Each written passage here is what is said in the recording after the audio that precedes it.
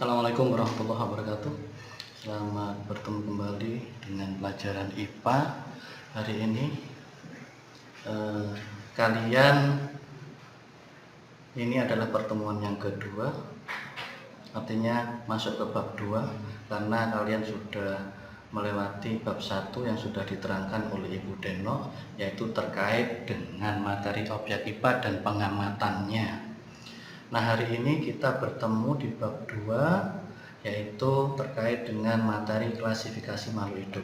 Jangan lupa anak-anak, buku, pulpen, serta buku paket kalian disiapkan, karena Bapak hari ini akan menjelaskan bab 2 di halaman 32 buku paket IPA, yaitu klasifikasi makhluk hidup. Nah, ini klasifikasi makhluk hidup.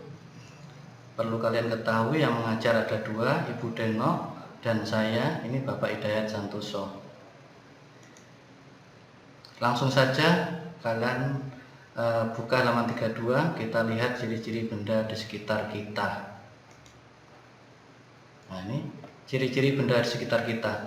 Benda-benda yang terdapat di alam semesta ini dapat dikelompokkan menjadi benda hidup dan benda tak hidup, anak-anak. Kalian bisa mengetahui apa sih benda hidup itu. Ternyata benda hidup itu terdiri atas komponen biotik yang meliputi semua jenis makhluk hidup, dan yang benda tak hidup itu terdiri atas komponen abiotik. A itu tidak atau bukan, bio itu hidup, berarti abiotik itu adalah tak hidup. Benda tak hidup itu dapat dikelompokkan berdasarkan sifat dan ciri-cirinya. Nah, berdasarkan sifat benda-benda tak hidup juga dapat dikelompokkan menjadi benda tak hidup yang bersifat alamiah dan buatan. Apa sih benda tak hidup alamiah itu? Ini benda tak hidup alamiah itu benda-benda yang berasal langsung dari alam, jadi sudah ada di alam. Contohnya tanah, batu, pasir, dan sebagainya. Sedangkan benda tak hidup buatan itu berarti adanya benda tak hidup itu akibat dari campur tangan manusia. Sehingga benda tak hidup buatan merupakan benda-benda yang dibuat atas campur tangan manusia. Contohnya meja, kursi, mobil, robot, dan sebagainya. Meja misalnya tidak akan ada kalau tidak ada pak tukang, sehingga perlu campur tangan manusia. Makanya meja itu merupakan benda tak hidup buatan. Nah, berikutnya adalah cara mengklasifikasi makhluk hidup. Bagaimana sih cara mengklasifikasi makhluk hidup? Nah, ini manusia, hewan, dan tumbuhan merupakan kelompok makhluk hidup. Makhluk hidup dan benda tak hidup atau benda mati dibedakan dengan adanya ciri-ciri kehidupan. Nah, ciri-ciri kehidupan itu berarti kita akan mempelajari berbagai ciri yang ada pada manusia, sehingga namanya ciri-ciri kehidupan. Apa saja ciri-ciri kehidupan itu? Kita lihat satu persatu. Ini saya tayangkan biar kalian paham. Ada seorang bocah yang sedang berjalan dan sebuah robot yang sedang bergerak. Kalian perhatikan, bisakah kalian membedakan mana makhluk hidup dan mana yang bukan? Nah, bisa mengatakan, oh ini makhluk hidup, ini bukan. Kita ikuti tayangan berikutnya. Itu kita akan mempelajari ciri-ciri makhluk hidup. Nah, ini yang B. Ciri-ciri makhluk hidup. 1. Bernafas. Bernafas itu adalah proses pengambilan oksigen dari lingkungan dan pengeluaran karbon dioksida beserta uap air. Rumus kimianya ini C6H12O6, ini karbohidrat, ini oksigen. Akhirnya dari proses pembakaran menghasilkan ini H2O dan CO2 plus energi. Nah, ini yang dikeluarkan H2O ini hasil dari proses pernafasan ini. H2O dilepaskan beserta CO2, energinya digunakan untuk proses metabolisme tubuh. Pernafasan itu ada dua, pernafasan aerob dan pernafasan anaerob. Pernafasan aerob itu adalah pernafasan yang menggunakan oksigen dari udara bebas. Nih, Sedangkan yang anaerob ini memperoleh oksigen tidak berasal dari udara bebas, jadi harus ditutup rapat. Contohnya ada jamur dan bakteri. Proses pembuatan tempe, proses pembuatan tape, kalau kalian perhatikan mesti ditutup anak-anak. Ditutup rapat supaya tidak memperoleh oksigen bebas dari udara bebas maksudnya. Sehingga jamur itu bisa berkembang biak. Nah, ini prosesnya adalah proses pernapasan anaerob. Tuh. Berikutnya, ciri yang kedua adalah memerlukan makanan atau nutrisi. Jadi makhluk hidup itu butuh nutrisi. Nih, dari mana manusia dan hewan itu memperoleh makanan? Itu tergantung pada makhluk hidup lain. Tidak bisa membuat makanan sendiri, sehingga dikatakan sebagai heterotrof. Nah, sedangkan tumbuhan karena dia bisa membuat makanan sendiri melalui proses fotosintesis, maka dikatakan sebagai makhluk yang autotrof karena dia mampu membuat makanan sendiri. Dari mana bahannya? Ini memanfaatkan bahan-bahan anorganik dari sekelilingnya yang dibantu oleh energi cahaya yang berasal dari matahari. Paham ya? Oke, nah ini reaksi kimianya, reaksi dari proses fotosintesis. Syarat proses fotosintesis itu ada beberapa, yaitu harus ada uap air H2O, ada karbon dioksida, ada klorofil yang ada di dalam daun itu, di hijau daun, dan cahaya matahari. Hasilnya ini C6H12O6 plus O2. Jadi ini menghasilkan karbohidrat dan menghasilkan oksigen. Oksigen ini nanti akan dilepaskan di udara, sehingga kalau kita berada di bawahnya pohon pada saat siang hari, pada saat tumbuhan itu melakukan proses fotosintesis, kita terasa segar karena ini pelepasan oksigen oleh tumbuhan. Nah, oksigen dilepaskan, kita yang menghirup, sehingga kita terasa segar. Itu anak-anak. Berikutnya ciri yang keberapa tadi? Ketiga, bergerak. Nah, bergerak. Manusia dan hewan bergerak secara aktif, artinya kita selalu berpindah tempat. Nah, karena gerakannya itu berpindah-pindah bisa dilihat dengan mata kepala kita sendiri, maka geraknya dinamakan gerak aktif. Nah, kita lihat. Hewan memiliki alat gerak. Hewan juga sama bergerak seperti kita. Nih, alat geraknya antara lain sebagian besar vertebrata, makhluk yang masuk dalam kelompoknya tulang belakang, yang memiliki tulang belakang, punya vertebre. Alat geraknya sebagian besar adalah kaki, seperti kita. Pada ikan menggunakan sirip, pada burung menggunakan sayap. Nah, pada amuba menggunakan kaki semu atau pseudopodia. Nah, ini bulu cambuk. Ini untuk Euglena. Contoh yang lain. Nih, Silata menggunakan bulu ketar. Contohnya Paramecium caudatum.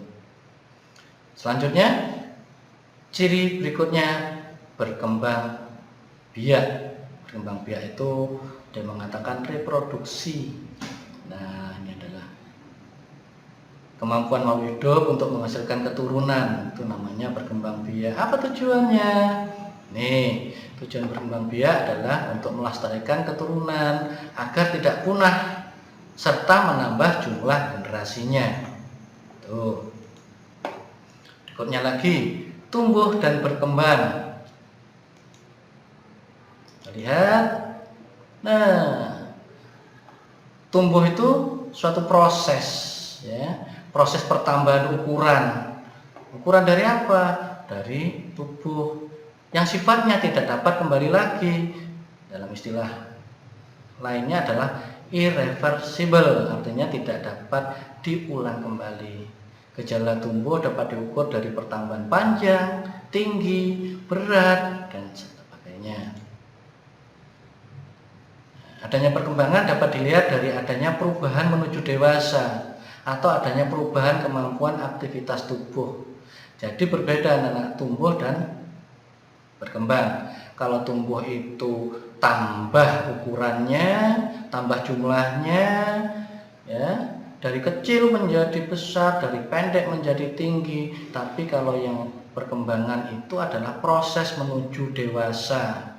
Artinya aktivitas tumbuh itu semakin baik, semakin mapan. Bahkan ada organ-organ tertentu pada makhluk hidup itu yang menghasilkan hormon-hormon tertentu kalau sudah dewasa. Peka terhadap rangsang. Kemampuan makhluk hidup untuk memberikan tanggapan atau respon. Nah, respon terhadap apa? Respon terhadap stimulus yang diterimanya dari lingkungan. Perubahan atau pengaruh dari luar kita sebut stimulus atau rangsangan. Sedangkan reaksi setiap makhluk hidup terhadap stimulus itu kita sebut respon. Contohnya yang paling mudah, ya, kalau kita temanmu membawa senter, lalu senternya dinyalakan dinyalakan pada matamu, maka secara spontan kelopak mata kita yang terkena cahaya itu langsung menutup, ya. Kelopak mata kita itu menutup. Kenapa? Karena silau katanya.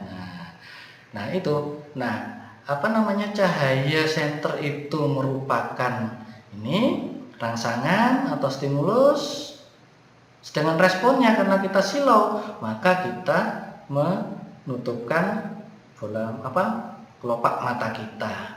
Nah, ini responnya. Ya. Berikutnya ciri yang selanjutnya adalah mengeluarkan zat sisa. Apa yang kita masukkan ke dalam tubuh kita itu mesti kita keluarkan.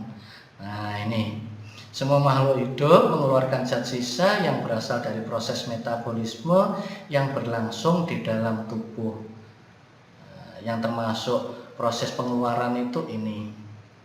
Zat sisa dari tubuh dikeluarkan melalui proses pernapasan atau respirasi, ada yang melalui ekskresi dan ada yang melalui defekasi. Apa itu respirasi, ekskresi, dan defekasi?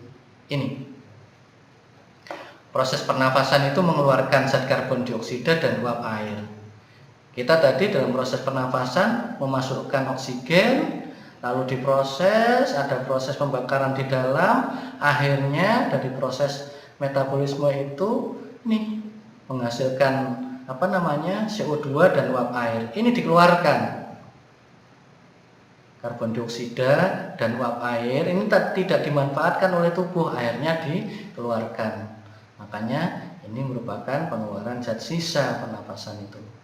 Mengeluarkan zat karbon dioksida dan uap air. Yang kedua, proses ekskresi. Proses ekskresi itu mengeluarkan sisa dari proses penyaringan darah yang dilakukan oleh ginjal, terus sisanya yang tidak dimanfaatkan berupa sampah, berupa racun dan sebagainya akan dikeluarkan oleh ginjal melalui saluran ginjal, langsung dikeluarkan sehingga bentuknya menjadi urin. Apa itu urin? Urin itu adalah air kencing. Sehingga kalau kita kencing itu sebenarnya mengeluarkan sampah, ya. Itu proses pengeluaran yang namanya ekskresi. Nah, yang ketiga itu diistilahkan sebagai defekasi. Proses pengeluaran sisa-sisa pencernaan yang berupa feses. Kalau kita makan, misalnya makan nasi pecel, masuk ke dalam tubuh kita, ya, masuk ke mulut terus ke lambung, di lambung diproses, dihancurkan sampai masuk ke usus halus. Nah, dari usus halus sari-sari makanannya diserap. Nah, tinggal ampasnya masuk ke dalam usus besar, nanti diproses melalui proses pembusukan, akhirnya setelah selesai dikeluarkan melalui anus berupa feses. Kita mengatakannya kita melakukan BAB. Itu adalah proses defekasi. Yang berikutnya adalah adaptasi. Adaptasi itu kemampuan makhluk hidup untuk menyesuaikan diri terhadap perubahan yang terjadi dalam lingkungannya. Proses adaptasi. Nah, kemampuan beradaptasi itu memungkinkan makhluk hidup untuk tetap bertahan dalam kondisi yang berubah. Sehingga kalau misalnya kondisi di lingkungannya berubah, maka tubuh kita mampu untuk beradaptasi sehingga tetap eksis, tetap hidup, tetap bertahan hidup. Itu namanya adaptasi. Yang adaptasi. Nah, sudah selesai. Ciri-cirinya ada berapa tadi ciri-cirinya? Kalau kita lihat ya, ini tadi ada 1 bernafas, 2 memerlukan makanan, 3 bergerak, 4 itu tadi ada berkembang biak, 5 tumbuh dan berkembang, 6 peka terhadap rangsang, 7 mengeluarkan zat sisa, 8 adaptasi. Itu tadi anak-anak ciri-ciri makhluk hidup, sehingga kalian kalau sudah tahu bisa membedakan mana makhluk hidup dan mana benda tak hidup. Tuh, ciri-ciri makhluk hidup, ciri-ciri kehidupan. Tuh. Nah, sekarang Bapak tambahi karena nanti materinya panjang. Yang C itu adalah pengklasifikasian makhluk hidup. Ini panjang sekali. Bapak kasih dasar dulu sedikit sehingga nanti pertemuan berikutnya tidak terlalu memakan waktu yang banyak. Kita coba pengklasifikasian makhluk hidup. Pengklasifikasian makhluk hidup itu sebenarnya pengelompokan makhluk hidup. Jadi makhluk hidup itu di muka bumi ini sangat banyak sekali sehingga kita sulit. Nah, untuk mempermudah mengenal, maka harus kita kelompokkan. Nah, pengelompokannya itu namanya pengklasifikasian. Kita lihat dulu sistem klasifikasi makhluk hidup. Ini dibedakan menjadi 3, ada sistem alami, ada sistem buatan atau artifisial, dan sistem filogenik. Nih, nanti akan mendapatkan dalam pengklasifikasian itu ada tingkatan-tingkatan anak-anak. Tingkatan-tingkatan itu dalam bahasa biologinya adalah takson. Nah, takson itu nanti ini tolong nanti dibuka di buku ya. Ini kita lihat urut tingkatan-tingkatan taksonnya pada tumbuhan dan hewan dan dalam bahasa Indonesianya. Kalau tumbuhan ini mulai dari Regnum, Divisio, Classis, Ordo, Familia, Genus dan Spesies. Dengan untuk hewan, Kingdom, Phylum, Classis, Ordo, Familia, Genus, Spesies.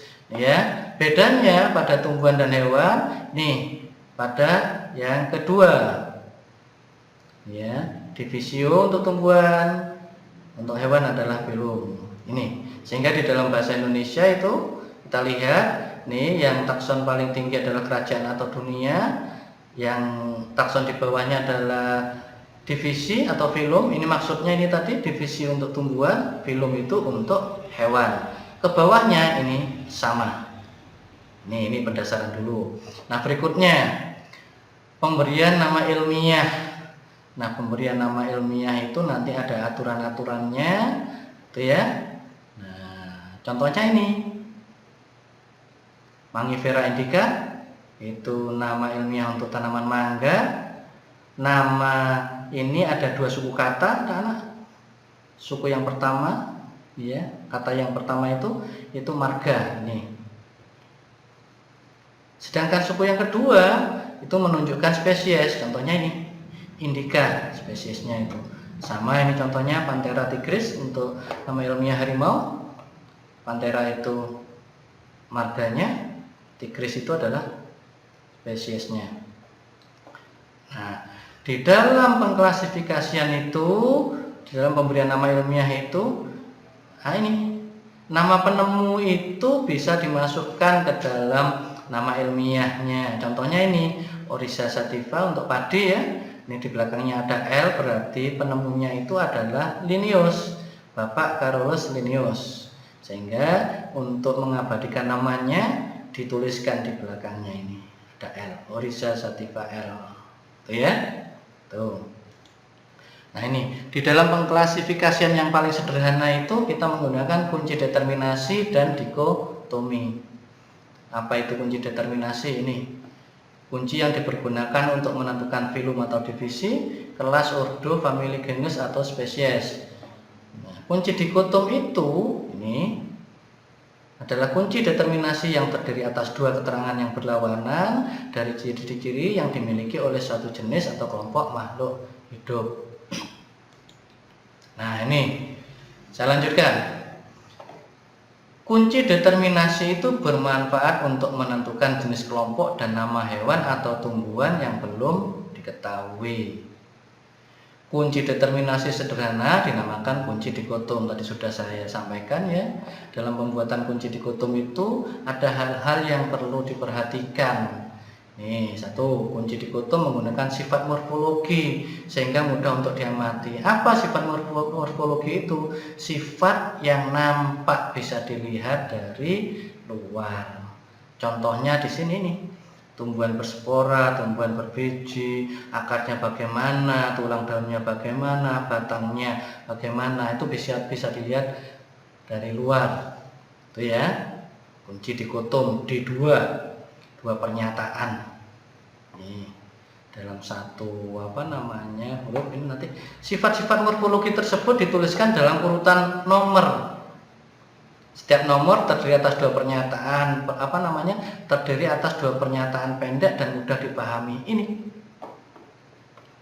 sifat morfologi yang saya sampaikan tadi itu dituliskan dalam urutan nomor, dan dalam satu nomor itu ada dua pernyataan, A dan B.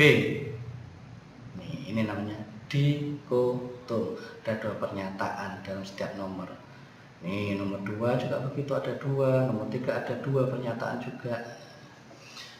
Yang ketiga, setiap pernyataan dalam satu nomor didahului kata yang sama. Ini maksudnya tumbuhan, ini akar, tulang daun. Itu maksudnya ya.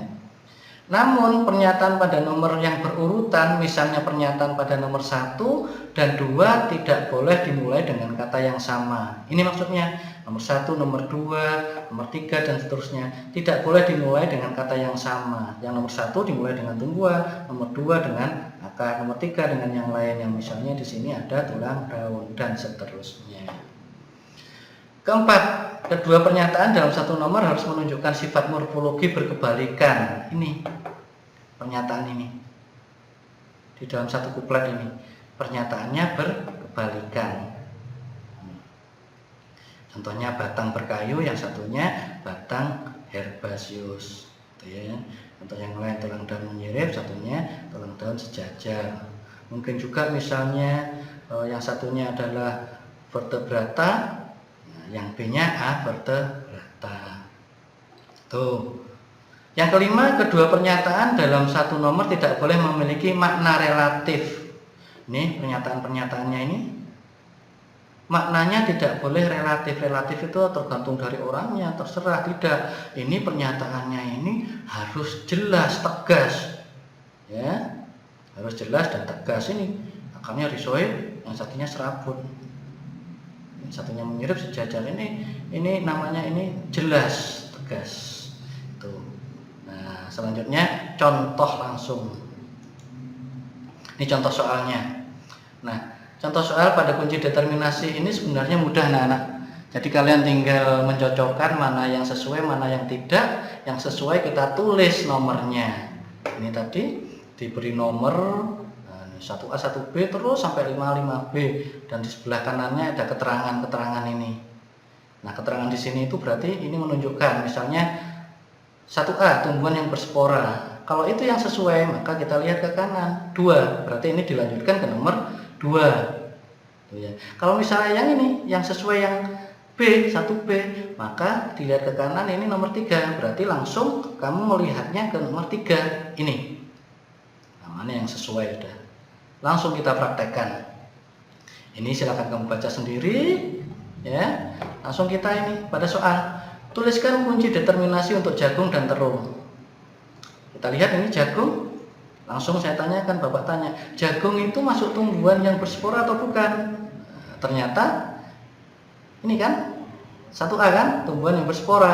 Nah, kita pilih, ditulis oh bukan ya, yang tidak berspora, sorry.